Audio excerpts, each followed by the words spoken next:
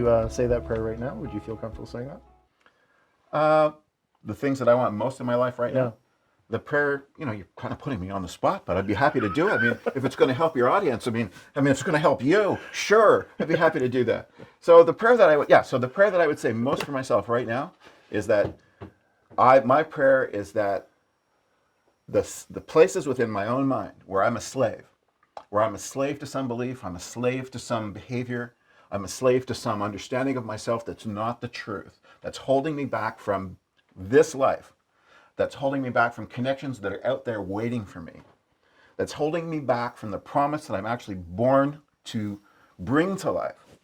That all those things in my own mind that I'm a slave to, the limitations that I insist upon, the crap that I perceive as real, my prayer is that by some grace, by the grace of God, by the grace of love itself, by the grace of my source, by the grace of who I am in truth, that some way I find my way through that and am released from that.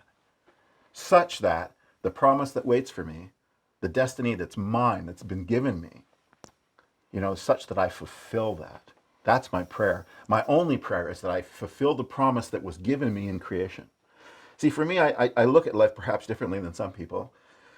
And the way I look at it is, in my creation, in your creation, you were given a life. You were, God, if you will. And when I say God, I'm not talking about any particular God of any religion. I'm talking about our source or the absolute or whatever that is.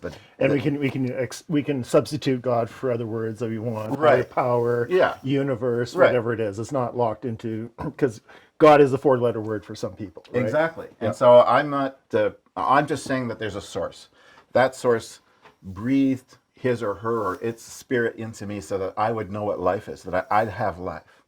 And so life was given me, but in my creation, also what was given me was a promise that if I give myself to that promise, would deliver me to, what would be my highest state of happiness or joy or peace or light.